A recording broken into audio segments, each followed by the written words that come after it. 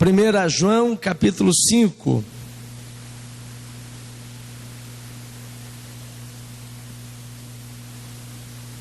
Primeira João, capítulo 5, verso 4.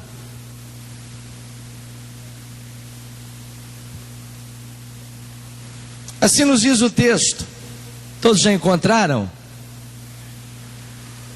Porque todo que é nascido de Deus vence o mundo.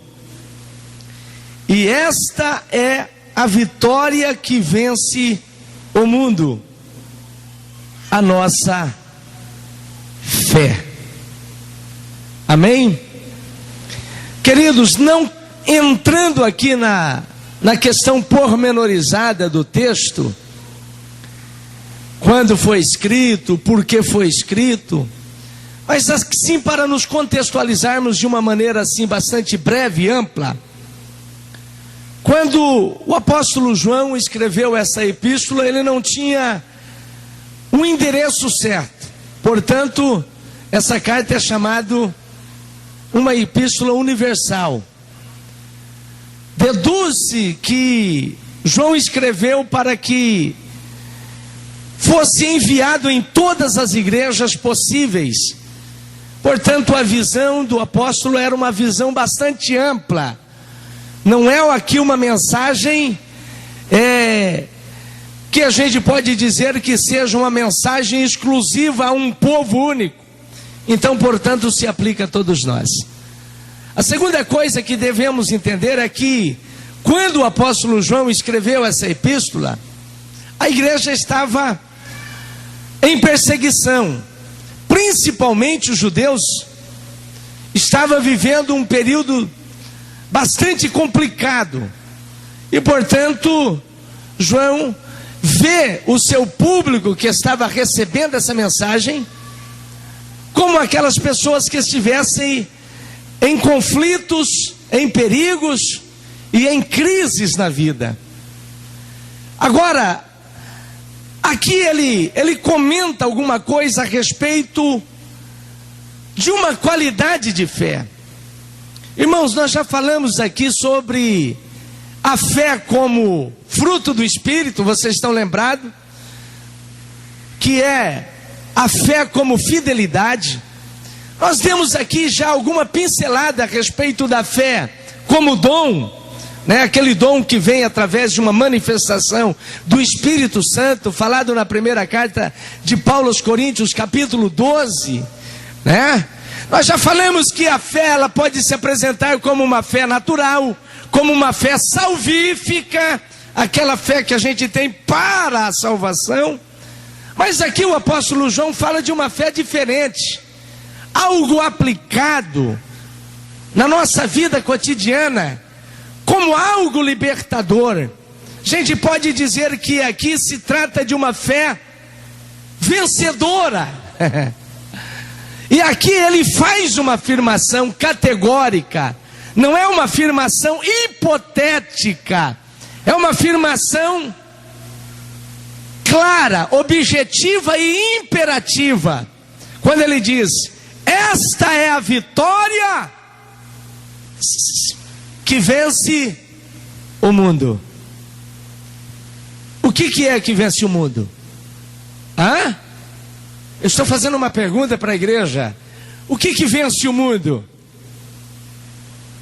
Hã? Não é apenas a fé.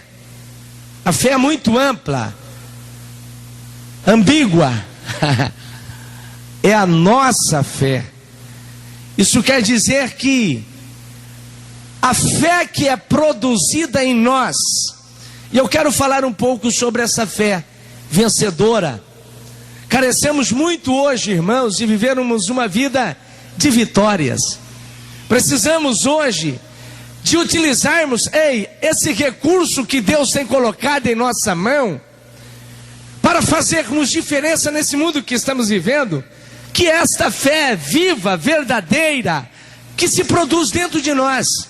Mas antes de entrarmos na questão pormenorizada da fé, 3 3 coisas temos que considerar aqui nesse texto, que está imbuído nesse versículo. Primeiro, a visão que a gente tem de vitória. Ele diz: esta é a vitória. Irmãos, precisamos entender bem o que seja vitória, porque geralmente nós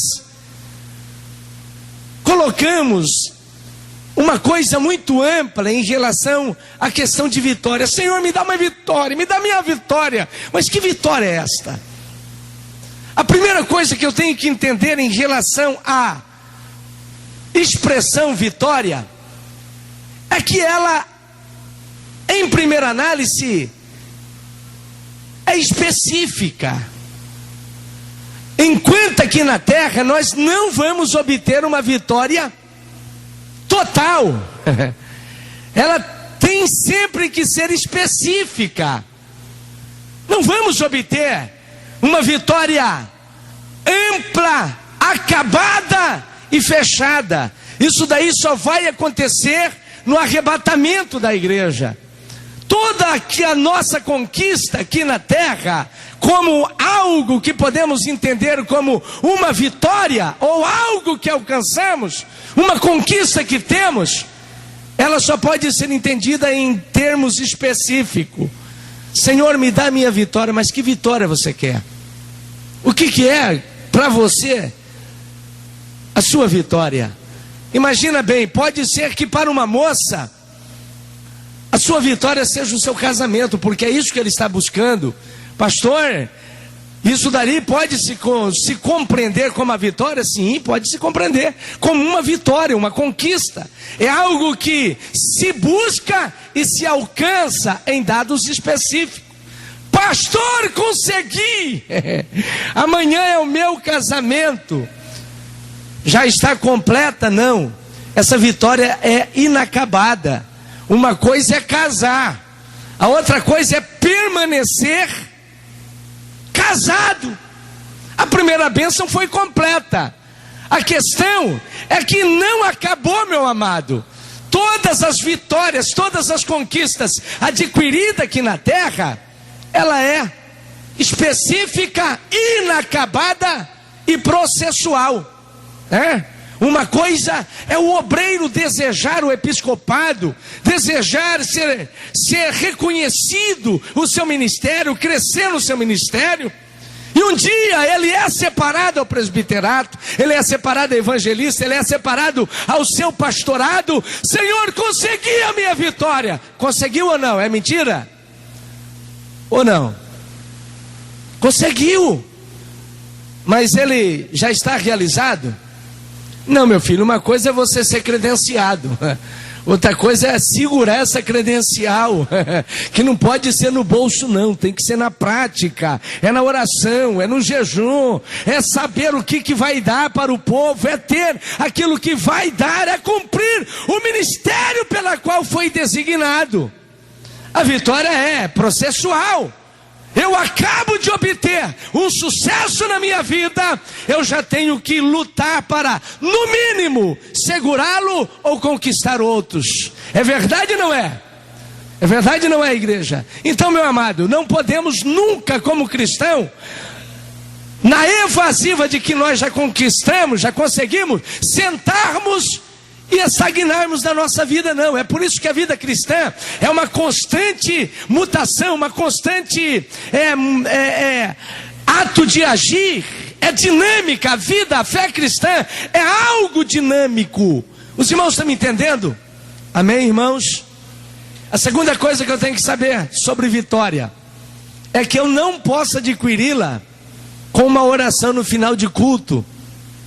Eu não posso levar uma vitória para casa como uma caixinha de presente dado por um pregador no final de culto, viu, meu irmão?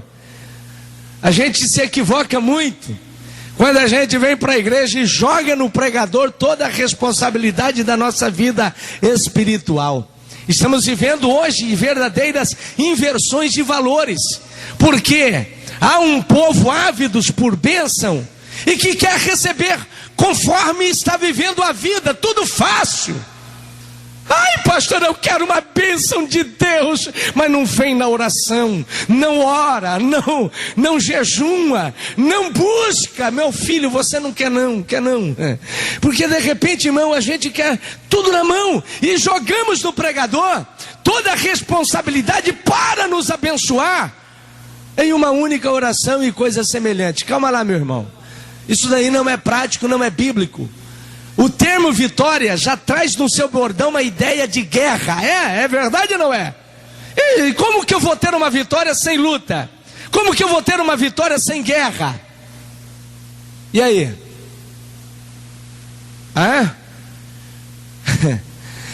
Foi vendido há tempos atrás uma ideia de triunfalismo cristão. Aí foi vendido a ideia de que o camarada vitorioso é aquele camarada que está sempre ligado à lei do Gerson, levando vantagem em tudo. É o camarada que nunca passa por problemas, sempre está por cima, é cabeça não cauda. Mas não é essa a ideia de vitória. Romanos 8, ele diz que nós somos mais do que vencedores. Mas o texto nos explica em tudo isto, não é com tudo isto, no entanto, embora com isto, é em tudo isso. Isso o que? Angústia, perseguição, fome, nudez. Mas em tudo isso, somos mais do que vencedores. Aleluia, aleluia.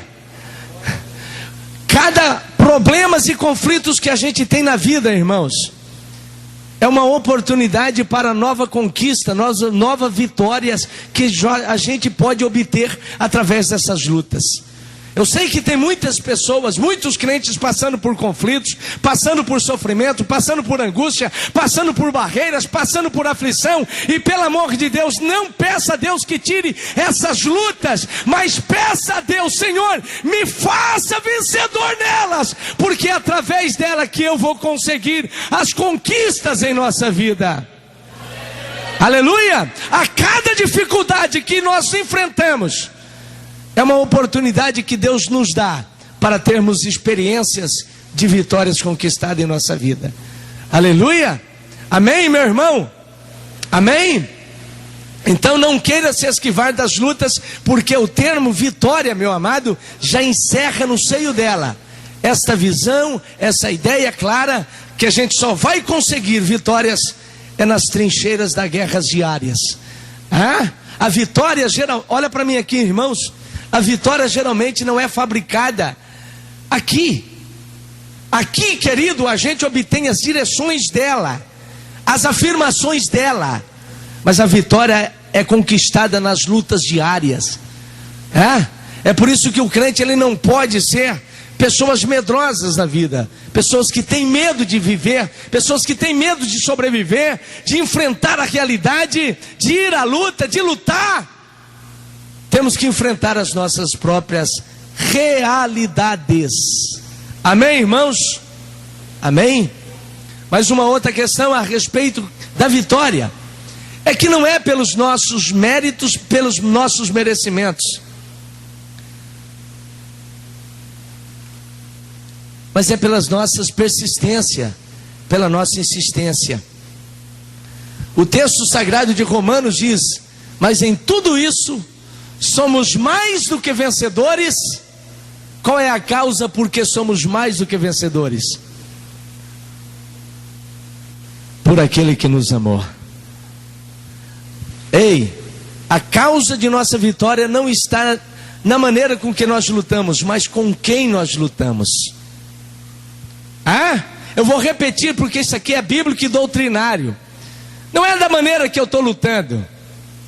Para mim deixar de ter uma vitória na minha vida financeira, eu não tenho que mudar talvez de emprego, eu não tenho que fazer muita coisa, não. Eu tenho que saber como que eu estou lutando, com quem é que eu estou lutando.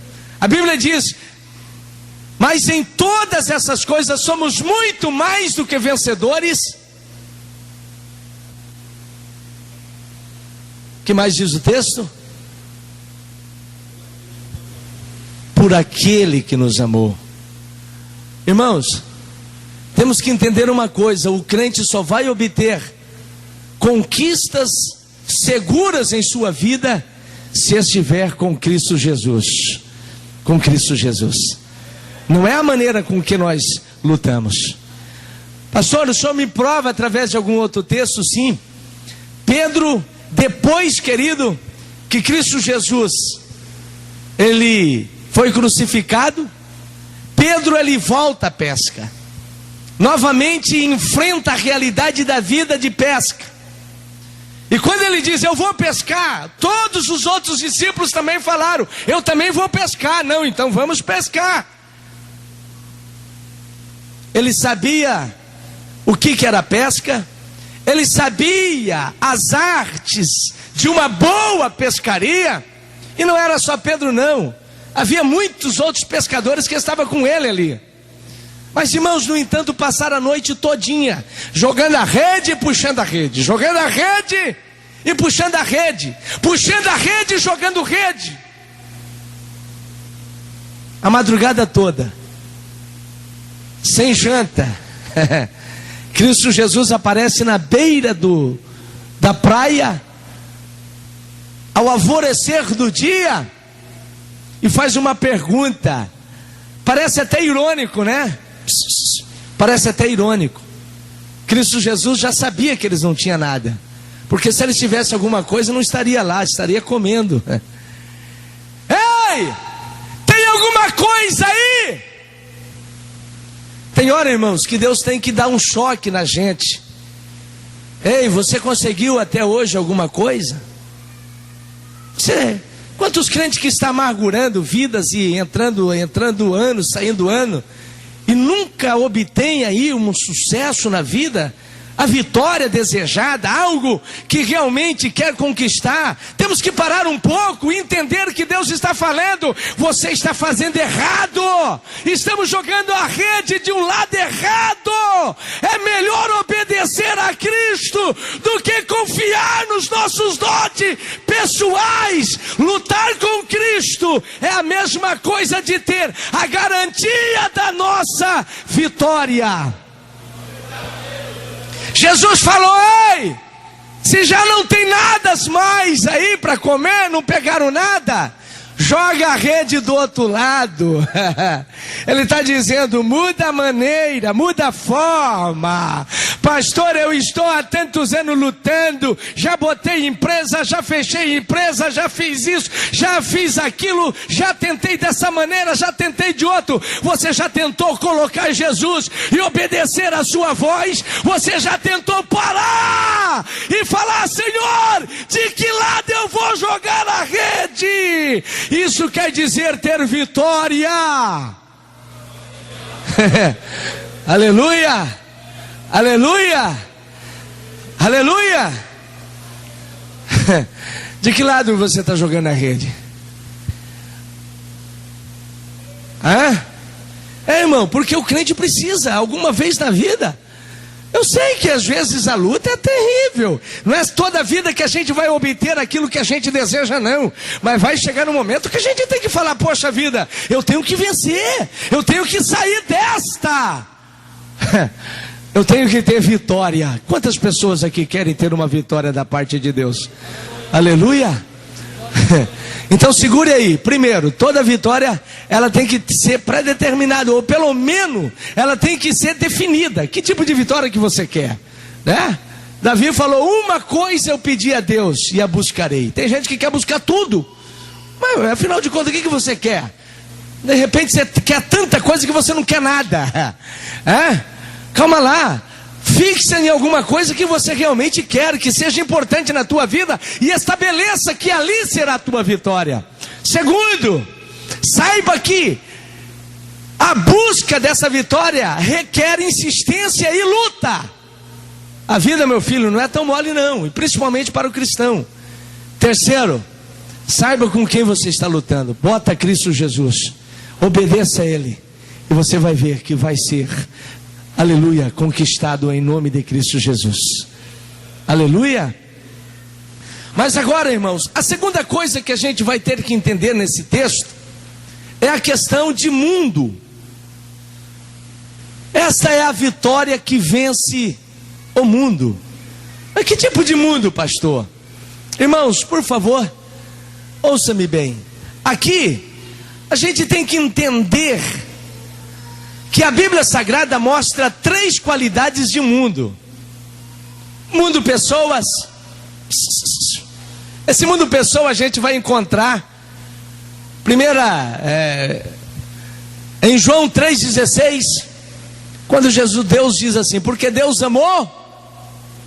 Que tipo de mundo foi esse? Pessoas, seres humanos, né? A gente vai ver na Bíblia também mundo no sentido de seres inanimados, criação. Estava no mundo. João 1:10. Cristo estava no mundo, foi enviado ao mundo. Que mundo é esse? O mundo físico, o mundo criação. Agora existe uma terceira qualidade de mundo, olha para mim aqui, por favor, que é o mundo sistema. Esse mundo sistema é que está entregue na mão de Satanás.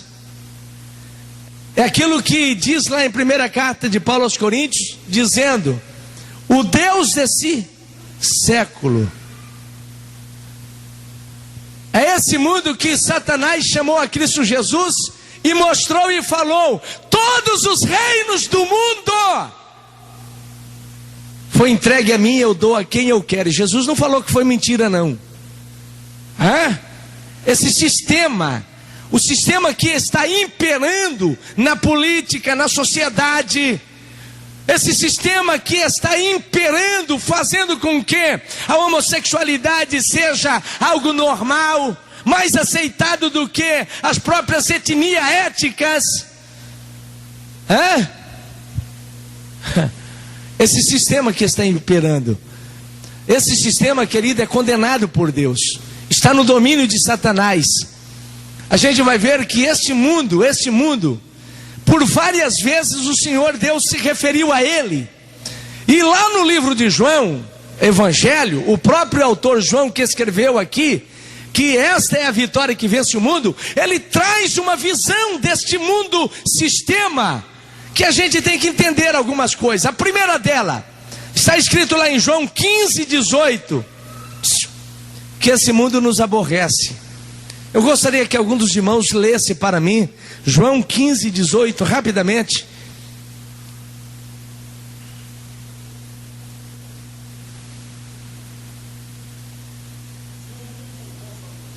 Se o mundo vos aborrece,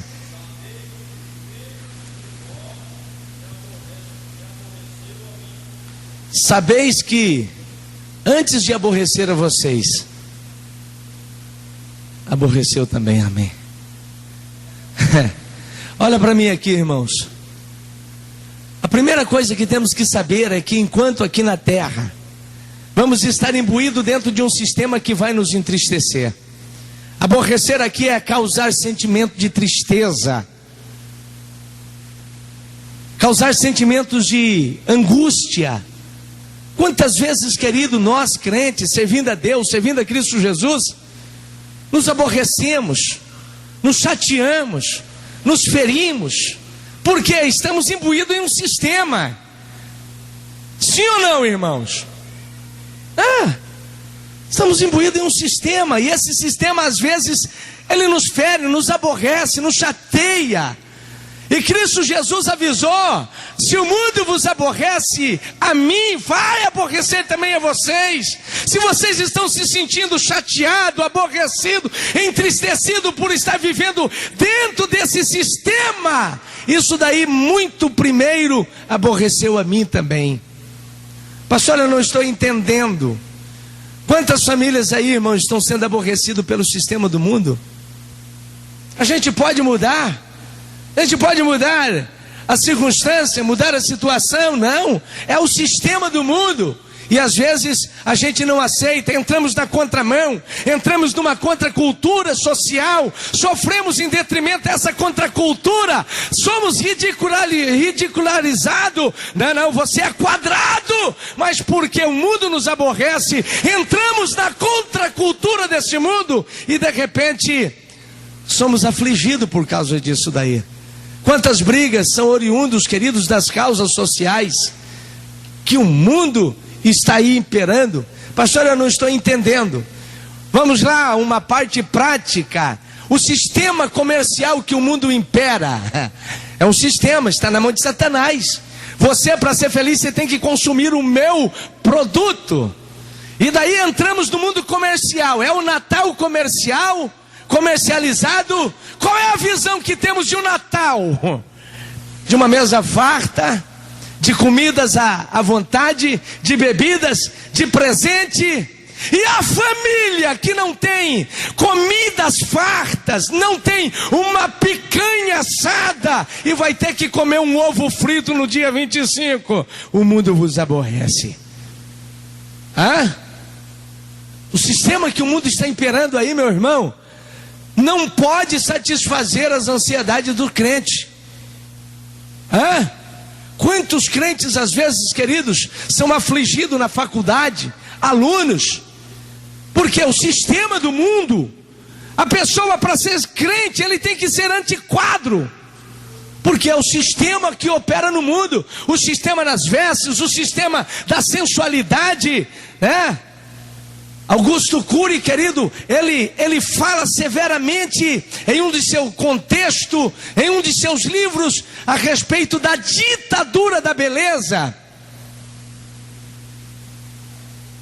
Ainda que não seja um escritor autenticamente evangélico, mas temos que entender que é uma das grandes verdades. O sistema do mundo tem feito com que muitas pessoas vivem uma vida totalmente frustrada, abatida, porque não está dando conta de se adequar ao sistema que o mundo está colocando como a regra de beleza, a regra áurea para se sentir bem. Os irmãos estão bem lembrados daquele período de tempo que saiu aí as modelos magérrimas como padrão de beleza. E quantos adolescentes entraram nesta onda? Quantos adolescentes também envolveram naquilo? Teve até uma modelo aqui no Brasil que morreu com inanição. Problemas que nunca houve, que nunca se viu falar e começaram agora a ser dita, igual bulimia. Pessoa come e de repente se sente frustrada, enfia a mão na garganta e vomita tudo. Anorexia, pessoa lá está se desfinhando, morrendo, subnutrida, olha no espelho e parece que está gorda, não tem que emagrecer. Quantas pessoas, irmãos, se escraviza com o seu guarda-roupa, sabe que através da veste está desagradando a Deus, mas ainda continua, porque é escravo do sistema que o mundo impera, escravo do sistema que o mundo está colocando. É uma coisa, querido, que não dá para colocar por imposição, porque está dentro da pessoa. Somente a fé salvadora tem o poder de vencer esse sistema deste mundo. Sabe que está desagradando a Deus, mas está preso no sistema do mundo. A sensualidade impera, é o sistema que o mundo está colocando. E aí, meu filho? Politicamente, irmão, se eu for falar aqui, eu passo a noite inteira só falando sobre o sistema desse mundo. O sistema no esporte, o sistema na música. O mundo foi influenciado pelas músicas satânicas, e até hoje tem sido influenciado. Houve mudanças de comportamento. Anos 60, com o advento de Roberto Carlos, com o advento do rock and roll, The Beatles, a sociedade começou a ter uma nova mudança, novo tipo de pensamento, porque é o sistema que opera no mundo, meu filho. Isso aí não está na mão de Deus, isso está na mão de Satanás, está operando. E a Bíblia Sagrada diz que a amizade com o mundo é inimizade com Deus. E vai um conselho aí, meu filho, vai um conselho. Se você está se agradando das coisas do mundo, se você está sendo amigo das coisas ou desse mundo sistema, há um perigo de você estar sendo inimigo de Deus. Qual é o tipo de música que você está ouvindo ultimamente? Qual é o tipo de site que você está entrando ultimamente? Qual é o tipo de vida que você está vivendo ultimamente? Qual é o tipo de roupa que você está vivendo ultimamente? Se isso não for mundo, pelo amor de Deus, me diga biblicamente e teologicamente o que é o mundo?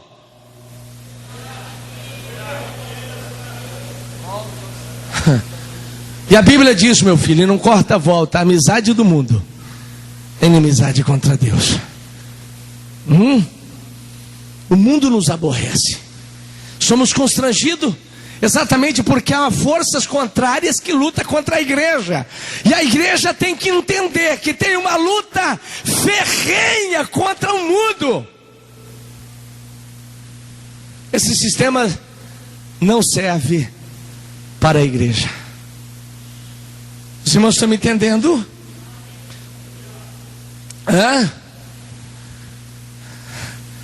Mas vamos lá. O que mais a palavra de Deus diz a respeito do mundo? É que ela não só nos aborreia, mas como nos odeia. João 17,14. Por favor, leia para mim rapidamente. João 17,14.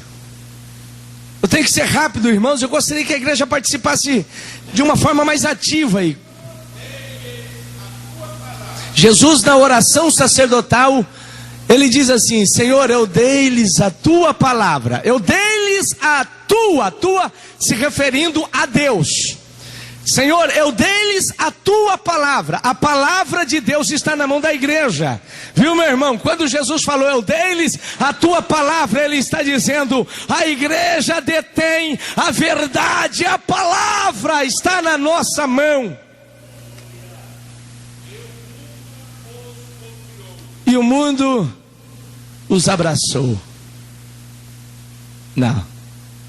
O mundo os odiou.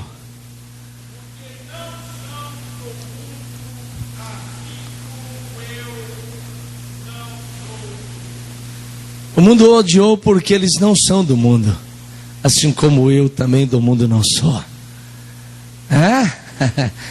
Muito obrigado, pastor. Os irmãos estão me entendendo, meu irmão? Por que o mundo nos odeia? Primeiro, é porque, olha para mim aqui, porque o padrão da nossa vida não é baseado no sistema que ele impera. O padrão vivendes e facendes da igreja é a palavra de Deus. E o mundo nos odeia por causa disso daí. Segunda coisa, o mundo nos odeia porque somos uma peça fora de seu contexto. Irmão, há um perigo quando a igreja anda de mão dada com o mundo. Há um perigo quando não há nenhum tipo de luta, nenhum tipo de problema com o mundo. Não, pastor.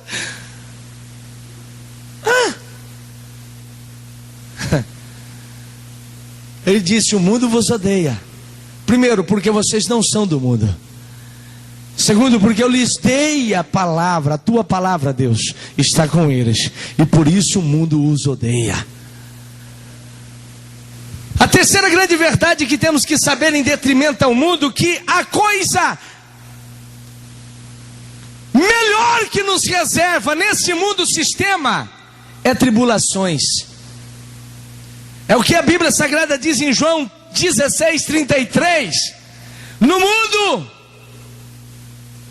tereis aflição.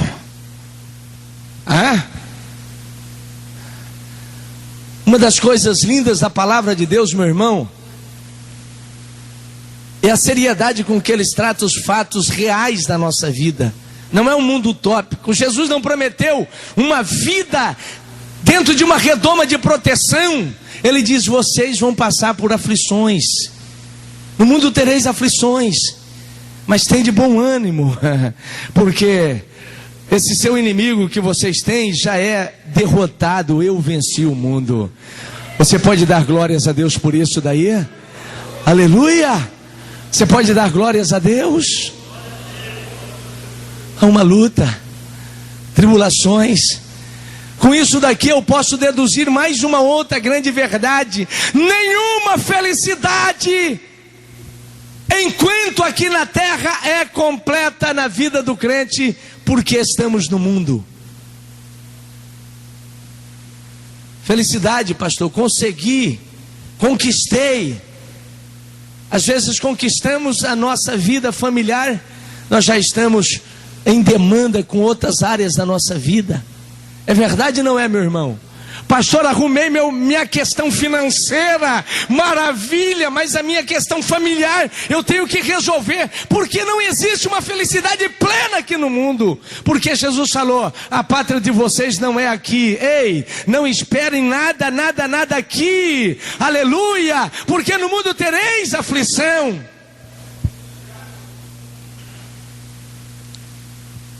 Uma outra grande verdade a respeito do mundo: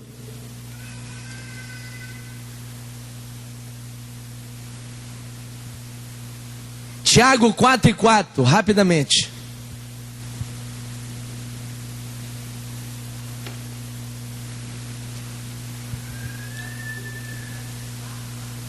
Pode ler.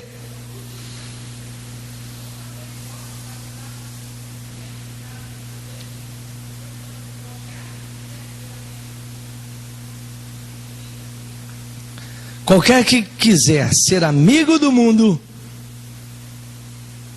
constitui-se inimigo de Deus. Pode ler. Infiéis, não sabeis que a amizade com esse mundo é inimizade contra Deus?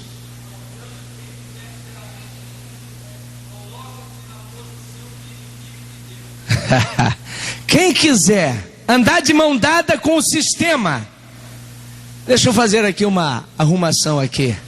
Andar de mão dada com o sistema, com esse mundo. Sistema político. Não, pastor, a política é assim mesmo. É assim mesmo, pastor. O sistema é corrupto, a gente tem que mentir mesmo. Tu vai para o inferno, meu filho, porque aquele que se fizer amigo desse sistema mundano põe-se na posição de inimigo de Deus. Amizade aqui, ó. Não, pastor, o sistema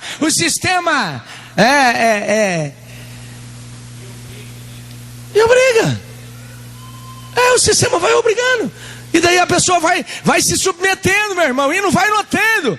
Não, pastor, a grifê atual, pastor, saiu na novela um novo modelo, pastor, você precisa de ver.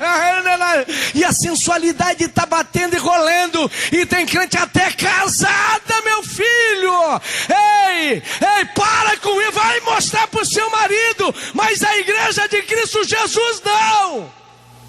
O sistema não serve para a igreja. Xarabagandarabagai, aleluia. A Bíblia diz: aquele que é amigo do mundo. Não, pastor, não tem nada a ver. O modelo, pastor.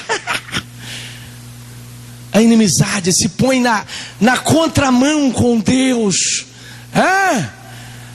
E assim vai, meu filho. Se eu for falar dentro da questão familiar, e assim concomitantemente, o que a igreja deve saber em termos desse mundo? Primeiro, que ele nos aborrece. Segundo, que ele nos odeia.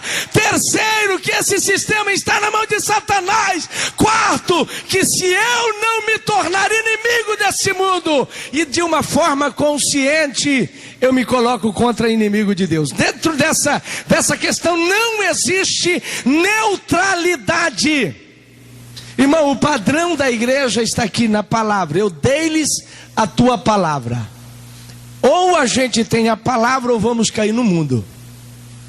Os irmãos estão me entendendo? Os irmãos estão me compreendendo?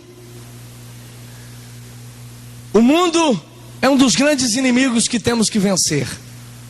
Irmão, eu queria ter tempo aqui para poder destrinchar tudo isso daí.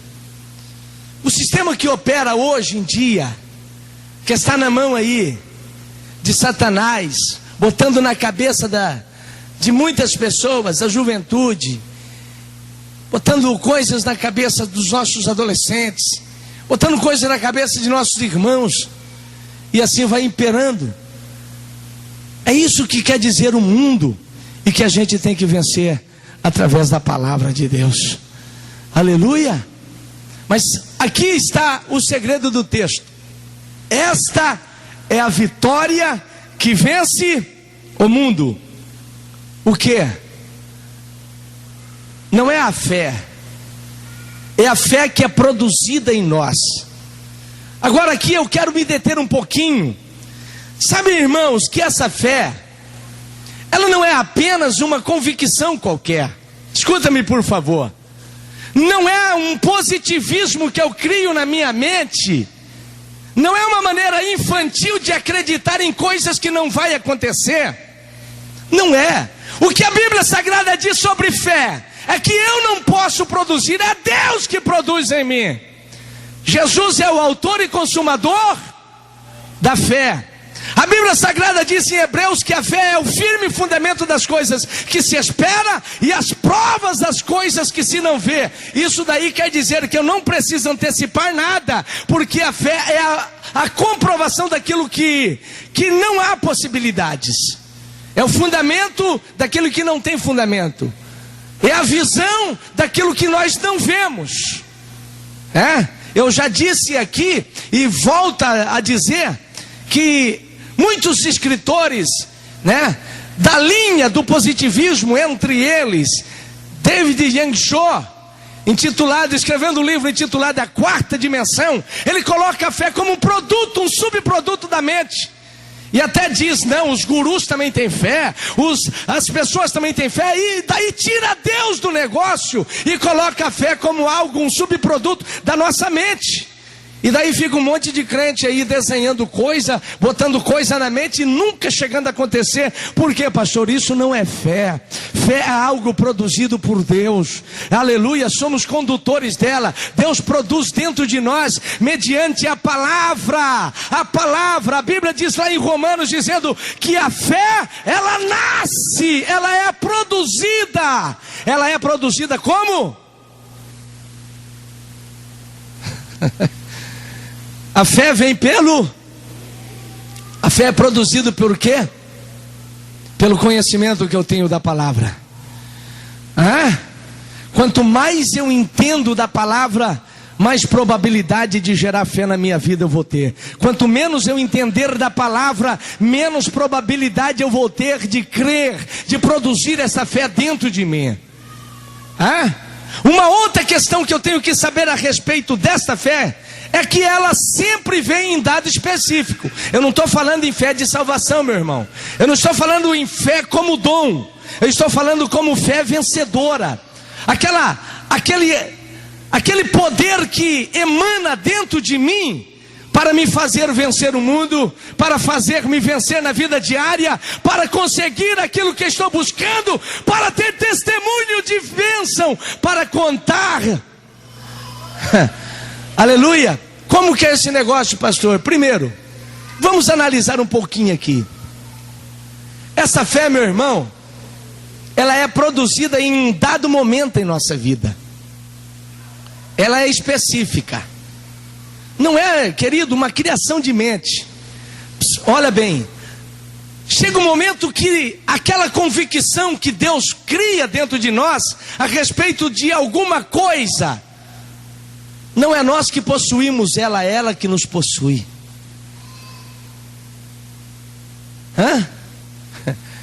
Imagina bem você orando a Deus: Senhor, salva o meu esposo. Senhor, me dê, Senhor, tal vitória. Mas você levanta e ainda você não sente que nada aconteceu. As suas convicções estão baixas. Você ainda não obteve a fé. Viu? Senhor, eu quero casar esse ano. Mas você ora e parece que quando você levanta, nada aconteceu.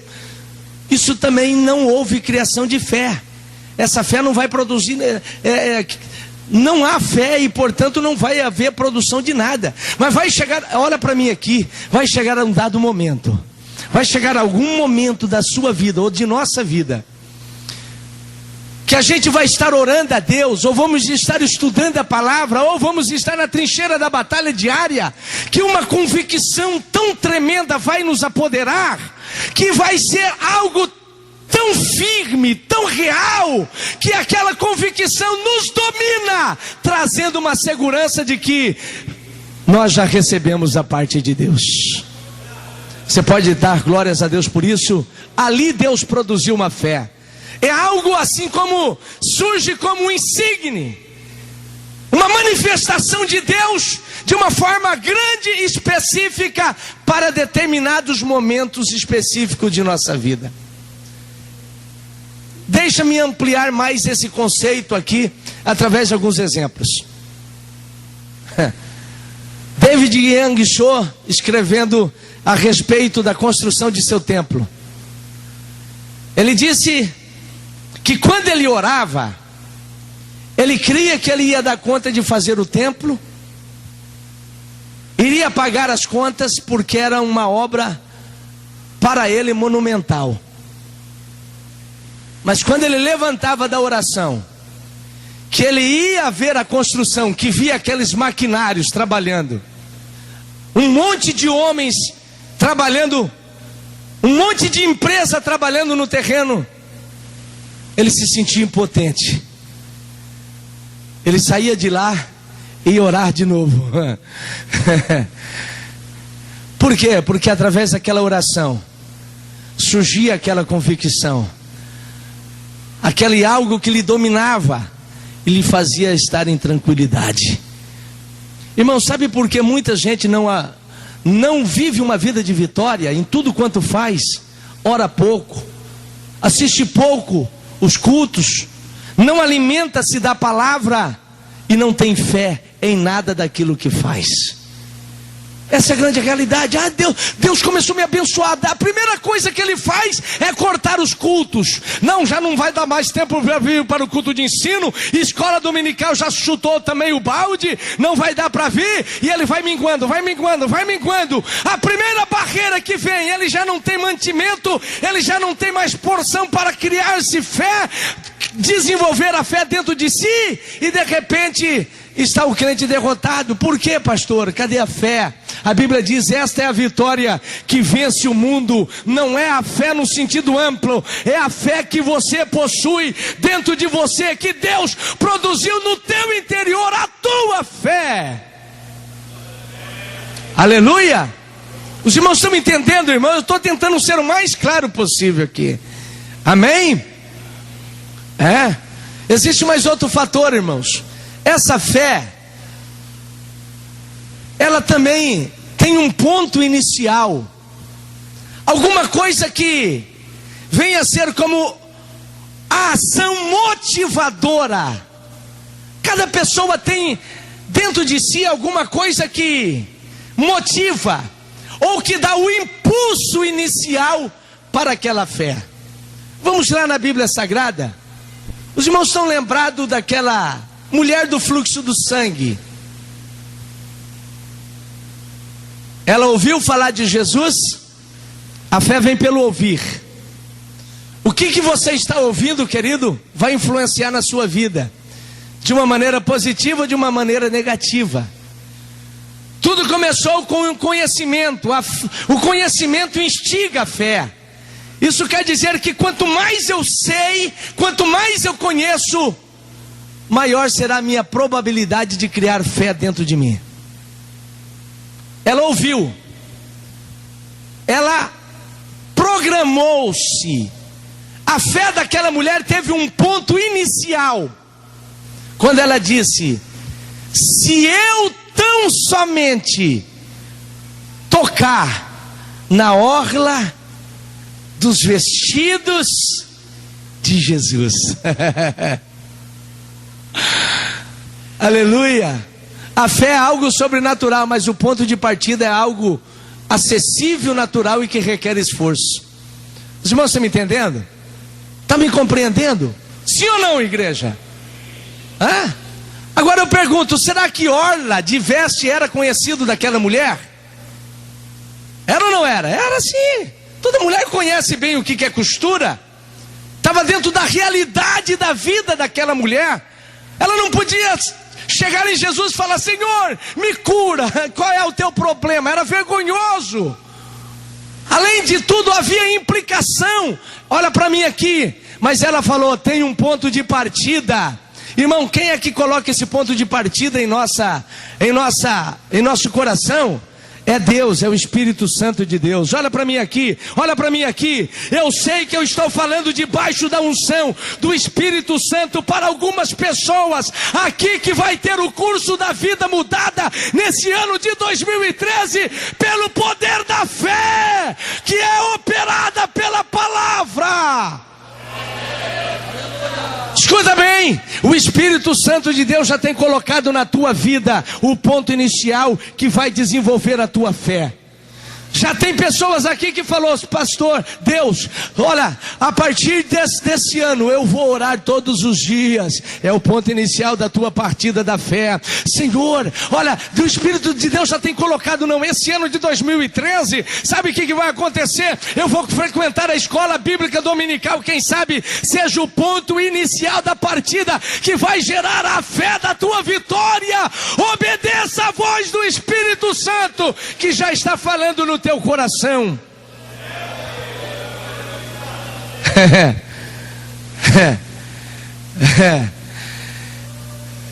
Jairo diz: Senhor, se tu fores lá na minha casa, minha filha vai ser curada.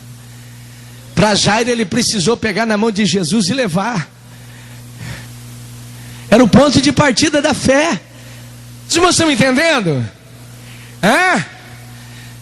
Mas houve um centurião que falou: Senhor, não vai não. Jesus se propôs: vamos lá na tua casa que eu vou curar o teu servo. Não, Senhor, não precisa, a minha casa é humilde. Ele era modesto, né? Mas Senhor, eu entendo bem de ordens. O centurião é como se fosse um capitão de 100 homens. Ele entendia bem o que era ordem, porque ele dava ordem, e ele mesmo falou isso: e eu recebo ordem. A ordem que eu recebo, eu executo. A ordem que eu dou, alguém executa. Irmãos, o ponto inicial da nossa fé está dentro da nossa probabilidade e nossa capacidade de administrar. Você está me entendendo? Aquele centurião sabia o que era a ordem. Ele falou: Senhor, dá apenas uma ordem para ele. Se Jesus não desse ordem nenhuma, o servo dele não ia ser curado. Basta apenas uma palavra. Uma palavra. O que Deus está colocando no teu coração, meu filho? É o ponto inicial da tua fé. Segure isso esse ano. Aleluia. Deus quer somar bênção e vitória. Eu quero ver você testemunhando daquilo que Deus quer fazer na tua vida aqui na frente. Mas pelo amor de Deus, esta é a vitória que você vai obter para vencer o mundo. Aquilo que é produzido dentro de você. Aleluia. Não é a fé do pregador não, meu filho. A minha fé dá para o meu gasto. Aleluia. Maravilha de Deus. Segure bem aí. Aleluia. Pastor, tem mais? Tem mais. Por que Lázaro morreu? Porque a fé de Marta e Maria estava no advento de Jesus ali. Maria e Marta sabiam muito o que era a recepção. Sempre estava fazendo jantar para Jesus.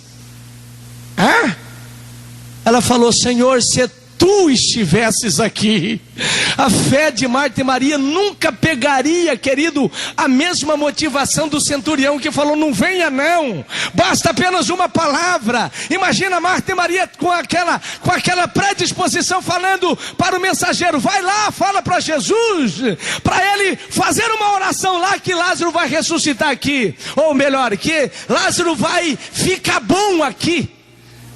Não, mas o ponto aonde estava operando o desenvolvimento da fé era a presença de Jesus lá. Eu sei que tem gente que precisa ser batizado no Espírito Santo. Pastor, e aí? É um ato de fé. Porque é um direito que você tem como crente perante Deus que serve ao Senhor Jesus.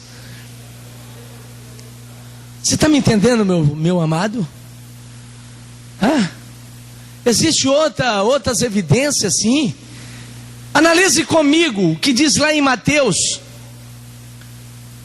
Os discípulos estavam atônicos. Jesus não estava no barco, era uma experiência nova. A primeira experiência com naufrágio, com tempestade. Olha para mim aqui, com tempestade. Jesus estava no convés. Nova tempestade à vista, vai buscar Jesus. Não, ele não está aqui. Piorou.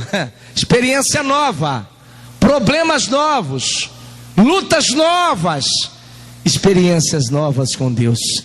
Olha para mim aqui. Na quarta vigília, já cansado e dominado pelo sistema, de repente vem Jesus andando sobre as águas. Irmão, imagina o que Pedro falou. Eles estavam pensando que era fantasma. Ai, Senhor! Jesus falou: não temas, sou eu. Eles acreditaram? Sim ou não? Não. Pedro falou assim: Senhor, se és tu mesmo. Eu não sei o que Pedro estava imaginando. Se for o Senhor, diga para que eu vá te encontrar. Aonde é que estava o ponto inicial da fé de Pedro? Eu estou fazendo uma pergunta para a igreja. Na presença de Jesus? Não, ele estava em dúvida se era ou não era. Ele disse: Senhor, se for o Senhor mesmo, me manda ir te encontrar. Irmão, o ponto inicial estava no mandato de Cristo Jesus. Ele só pulou na água quando Jesus falou: venha. Eu não sei, meu irmão, haveria ali uma marca que identificava Jesus quando ele estava ordenando. Para Pedro foi o ponto inicial. Não servia para Tiago, não serviu para Tomé, nem se fala. Eu acho que Tomé estava lá no convés, aleluia, já com um bote salva-vida preparado, porque, aleluia, não serviu para... ele que estava imitando os fantasmas lá, criando os fantasmas. Muito bem. Os irmãos estão me entendendo? O ponto inicial para desenvolver a fé de Pedro: Senhor, então fala, me manda. Eu não sei o que Deus está exigindo de você.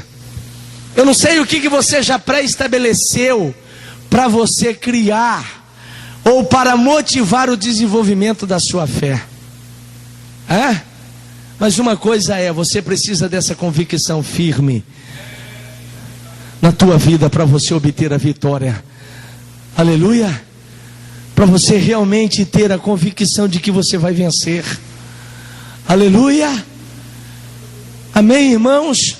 Estamos vivendo em momentos, querido, que a igreja precisa de bênção, que a igreja precisa de vitórias, que você precisa ter experiências pessoais com Deus na sua vida diária, que você tem que sair dessa mesmice, às vezes de fracassos e amargurando mais fracassos. Deus te proporciona uma arma, uma ferramenta que está à sua disposição, à sua mão, a tua confiança, a fé que é operada mediante a palavra de Deus em nossa vida.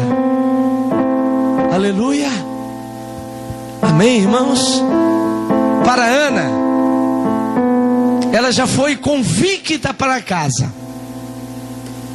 depois a palavra do sacerdote, chorando amarguradamente, triste, aborrecida. Até que o sacerdote aparece e diz: mulher, você bebeu. Está bêbada? Não, Senhor, estou amargurada de alma. Estou amargurado de espírito. Ei, olha para mim aqui. O sacerdote diz: vai-te em paz, mulher. Seja conforme o teu coração. O teu coração. O teu coração. Olha para mim aqui, meu irmão.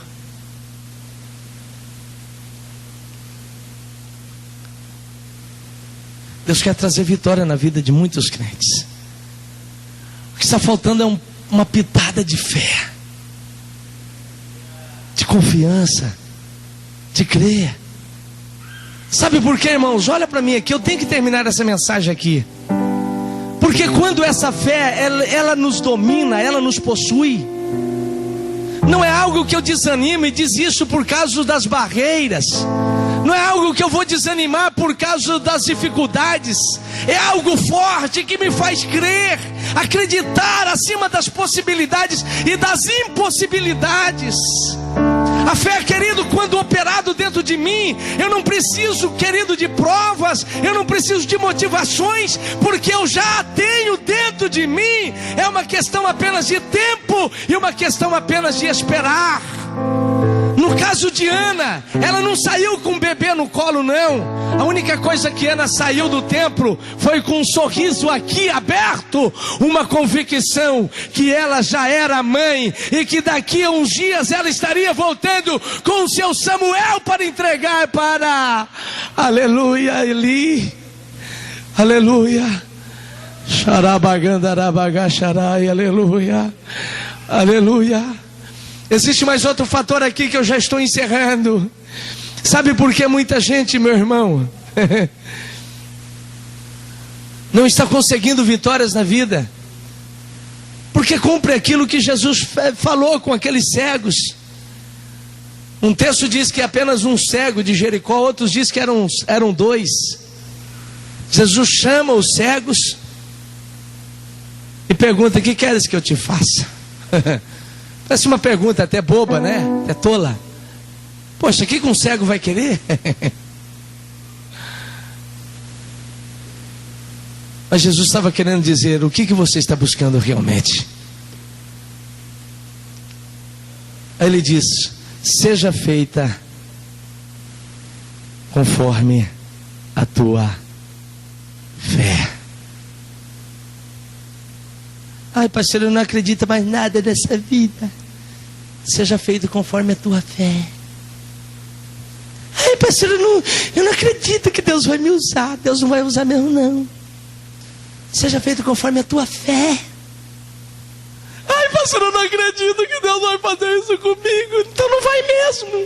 Seja feito conforme a tua fé. O que você está crendo? Até onde está chegando o grau da tua confiança? Pastor, o que está gerando? É crente desesperado, é crente sem rumo na vida, é crente fragilizado, é crente motivado apenas por sentimentos, por cultos e coisas semelhantes, crentes vivendo de oba-oba, que hoje tem alguma esperança, mas amanhã morre de novo.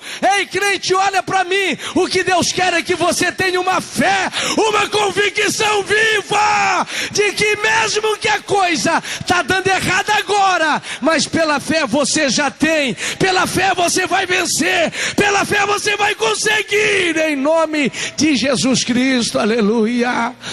Xarabagandaragachai, aleluia, aleluia, aleluia, aleluia, aleluia.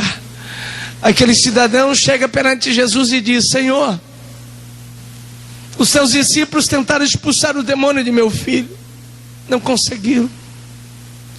Se tu podes, Senhor, se tu podes, expulse. Ele diz: eu posso. Mas vamos lá no X da questão. Você tem fé? Você tem fé? Pastor, eu quero mudar de serviço. Sabe o que você quer mesmo? É isso que você quer? Você tem fé? Senhor, o Senhor pode mudar o rumo da minha circunstância? Jesus diz: eu posso. Mas o problema não está em mim, está em você. Você tem fé? Você tem fé? Aquele pai olhou para Jesus e disse: Senhor, eu creio, mas ajuda na minha incredulidade, Senhor. Sabe o que ele estava querendo dizer? Senhor, eu acredito, mas Senhor, é insuficiente. É insuficiente, ainda não dá para alcançar, ainda não dá para me realizar. Meu irmão, temos que parar com essa mesmice e buscar através do joelho a fé operada dentro de nós. Pastor, até quando que eu tenho que orar? Até eu levantar do banco com a convicção que vai acontecer. Aleluia, xarabagandaragachai, aleluia. Aleluia, aleluia, aleluia, aleluia. Ô irmão, eu teria tanto testemunho para contar se não fosse 9:30. Mas permita-me encerrar aqui. Eu vivi uma realidade, e dá para me expressar como um ponto de partida da fé que tive. Eu ganhei uma pessoa para Jesus. Essa pessoa era alcoólatra, vivia nas drogas. Eu encontrava com ele na sexta-feira, ele recebia o vale, passava sexta, sábado e domingo bêbado e drogado. Na segunda-feira ele não vinha trabalhar porque estava de ressaca. Era um ótimo profissional. A empresa segurava ele. Ele trabalhava para mim. A gente segurava ele porque ele era um bom marceneiro. Um dia, querido, eu comecei a pregar para ele. Eu levei um quadro de Lourenço Olson intitulado O Plano Divino Através dos Séculos. Tinha ali a estátua da visão de Daniel. E ele perguntou: o que isso quer dizer? Eu expliquei para ele. E falou: em que tempo nós estamos? É aqui no meio. Eu falei: não, é aqui no pé. Aquilo foi o bastante para motivar a fé salvadora na vida dele. Um dia eu viajo fazendo um trabalho da Umadec, e quando eu chego na segunda-feira, pela primeira vez, ele trabalhando na marcenaria. De manhã, eu falei: o que aconteceu? Alguém chegou para mim e falou: fulano de tal aceitou a Jesus Cristo. Eu guardei aquilo porque esperava que ele falasse comigo primeiro. E eu trabalhando na minha banca, eu olhava, ele estava olhando para mim. Quando eu olhava para ele, ele abaixava a cabeça. Até que chegou na hora do almoço, ele chegou para mim, me abraçou e falou: a paz do Senhor, irmão. Eu tive o privilégio de abraçá-lo. Mas ele teve um bloqueio com as drogas e com a bebida muito repentina, e deu aquele problema de delírio tremens. Ele começou a ter alucinações. Um dia alguém me liga dizendo: vai atrás de fulano de tal, porque ele, ao aceitar a Jesus, ficou louco. Uma cobrança da família sobre mim. Foi você que levou ele à loucura. Ele tinha ido no banco, esfregado a Bíblia na cara do gerente. Estava pregando para todo mundo. Me deu dó quando eu encontrei com ele lá no porto. Não obedecia a ninguém. Cortou meu coração. Os familiares estavam comigo. Levei ele numa clínica, irmãos. Numa clínica. Uma clínica cara. A família não me deixou entrar. Mas daqui a pouco o psiquiatra me chamou, porque ele não falava nada se eu não entrasse. Eu entrei. O psiquiatra olhou para mim, olhou para ele e falou: o que há com você, fulano? Ele falou: não, antes de eu conhecer a Jesus, eu tinha medo de falar com todo mundo. Só porque o senhor era médico, eu ficava de cabeça baixa e não encarava o senhor. Hoje eu conheci a Jesus, hoje eu encaro todo mundo, eu faço o que eu quero. Aí o médico olhou para mim, querendo tirar uma casquinha, falou: quantos anos você tem? Ele falou: 33. 33 anos, só agora você foi encontrar Jesus? Ele olhou e falou: não, antes eu conhecia Jesus igual o senhor conhece, só de nome. Hoje eu conheço ele pessoalmente. O crente é até louco, meu irmão, dá show. Aleluia. O médico falou: bom, não é o caso, vamos mudar de assunto. Mas irmãos, ele ficou internado. O problema psicológico passou a ser um problema físico. Quantas vezes eu ia com a mocidade visitar ele, ele estava tomando remédios fortes, e a gente cantava aquele hino que dizia: liberdade, encontrei liberdade, sou feliz de verdade. Quantas vezes, querido, nós cantávamos e via lágrima escorrendo. Passado alguns meses, eu recebo ele na marcenaria. Falou: irmão Silvio, eu estou bem, eu quero trabalhar. Voltou a trabalhar. Parecia que estava tudo bem, parecia que o problema tinha sido resolvido. Ele crente, fiel. Mas um dia, irmão, eu vou para a marcenaria de novo, quando vem a notícia: vai atrás do Manuel, porque ele não está bem. Novamente, querido, aquilo aflige o meu coração, aflige a minha alma. Eu peguei o carro e fui em direção à casa dele. Mas o Espírito de Deus falou comigo: não, vai para a igreja, vai orar. Eu virei o carro, cheguei na igreja, peguei a chave, não tinha ninguém na igreja. Eu abri a porta, me lancei nos bancos e comecei a chorar. E gritava para Deus, dizendo: Deus, eu não aguento mais essa vida. A família está cobrando de mim. Manuel teve um encontro contigo, Senhor. Senhor, por favor. Naquela hora, querido, parece que Deus desceu naquele local. Parecia que aquele ambiente foi tomado por uma coisa, querido, tão tremenda. Parecia que eu ia ficando cada vez mais pequeno. Eu tive a impressão que eu ia desaparecer naquele banco. Eu orei a Deus, eu clamei a Deus. Olha para mim aqui. Mas naquele momento foi como um insight, foi como um relâmpago que renasceu aqui dentro de mim. Eu tinha convicção que Manuel já estava curado. Eu já tinha convicção que ele não teria mais problema nenhum. Eu levantei daquela oração como que se Deus estivesse carimbado e falando: ei, eu estou colocando um fim nesse problema. Isso é fé que gera a vitória.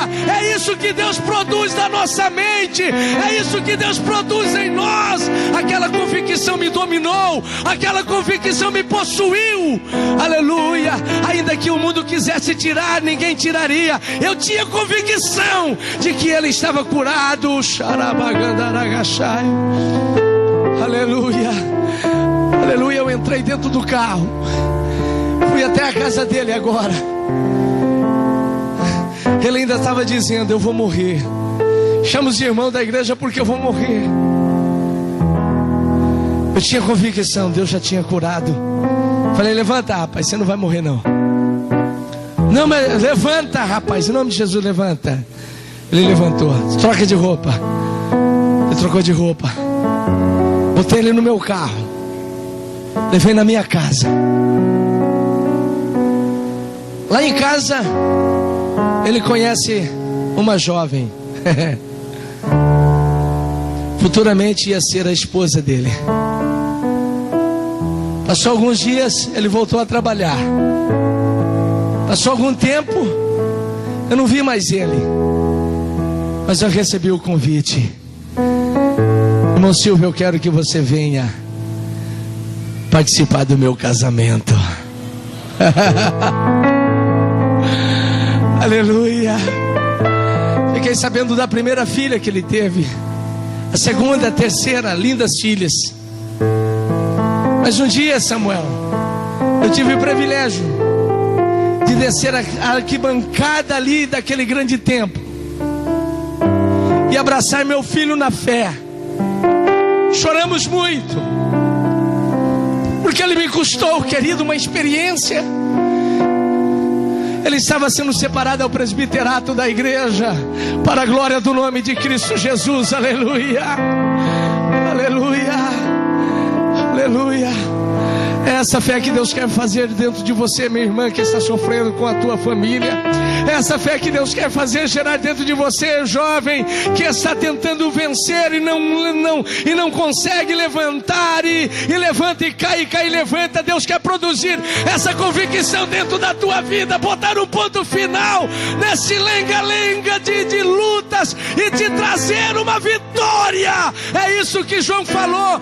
Esta é a vitória que nos traz a segurança de vencermos este mundo.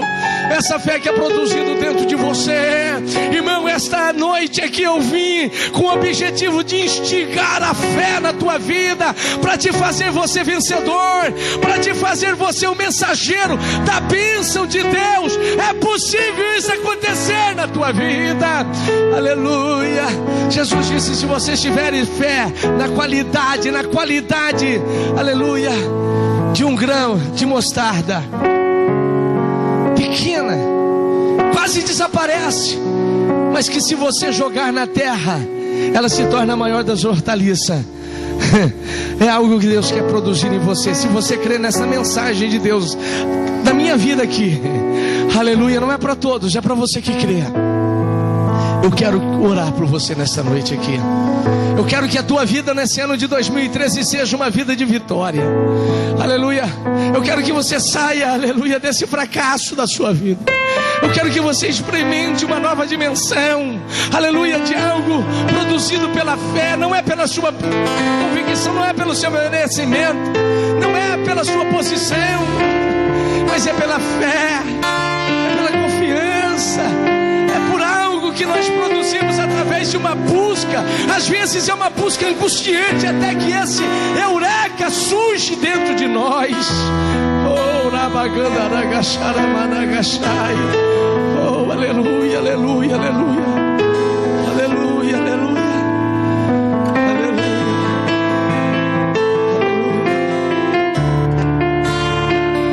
aleluia. Pastor, será que esse ano eu vou vencer? Seja conforme a tua fé, meu filho, seja conforme a tua fé. Pastor, será que esse é o ano que eu vou, aleluia, que eu vou conquistar, pastor, a minha faculdade? Será que vai ser o ano que eu vou conquistar a minha bênção, é uma chamada de Deus na minha vida?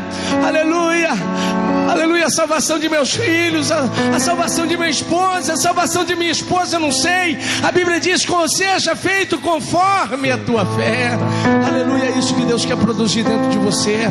Aleluia, é isso que Deus quer produzir dentro de mim.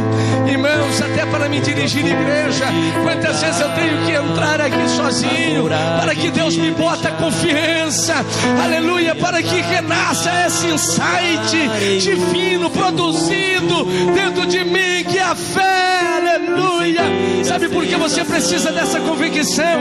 Porque há bocejos de Satanás dizendo no seu ouvido e querendo fazer você acreditar em um fracasso possível, em uma desistência possível, em uma fragilidade possível, em uma confusão total na tua vida.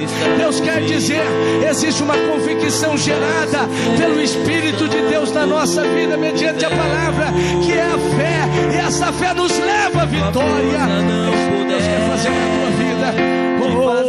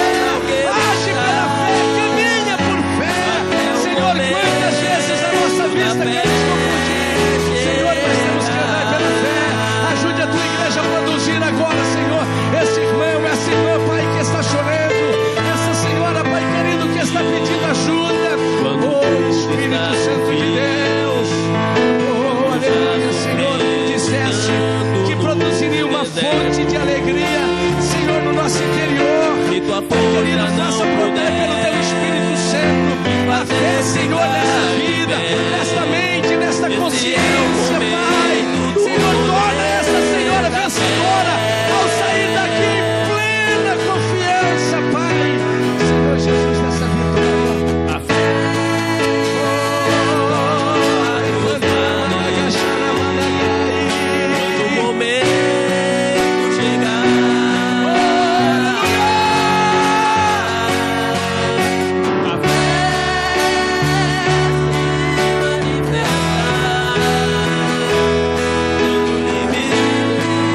a fé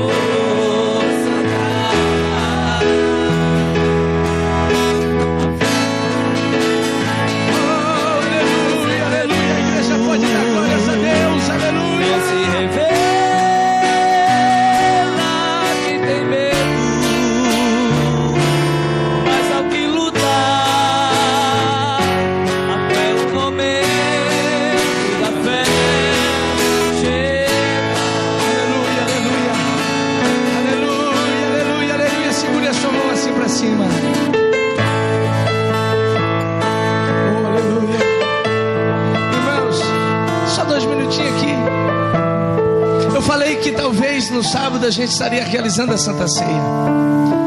Quantos aqui não tomaram a ceia? Só quem não tomou? É bem pouca gente. Eu quero combinar com a igreja, em vez de realizar no sábado uma outra ceia, porque nós já participamos da primeira do ano, a gente estaria fazendo no domingo para aqueles que não vieram. A igreja concorda? Estão de acordo? Os obreiros concordam? Aleluia. Feche seus olhos, Senhor. Quero pedir a bênção, Senhor Jesus, em função da tua igreja. Eu quero pedir, Senhor, as tuas bênçãos em função, Senhor, desse irmão, dessa irmã. Pai querido, a tua igreja vive pela fé. Senhor Deus, os testemunhos é operado mediante a fé. Senhor, as vitórias que obtemos, Senhor, ela cresce em função da fé.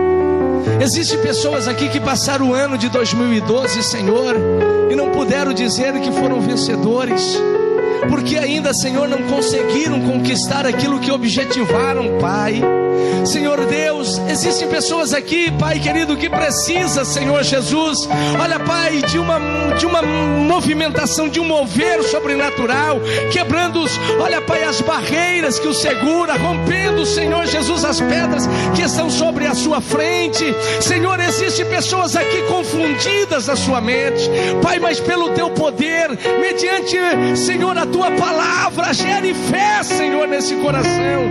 Eu te peço, Senhor, nesta hora, Senhor, é o primeiro culto, é a primeira terça-feira, Senhor Jesus, aqui no início, Senhor Jesus, desse ano, mas quero, Senhor Jesus, que a fé opere essa vitória. Eu quero ouvir, Senhor, testemunhos de bênção, Senhor Deus, conquistas, ó Pai querido, ó Deus, desse irmão, dessa irmã que está chorando aqui, que está clamando, que crê, Senhor.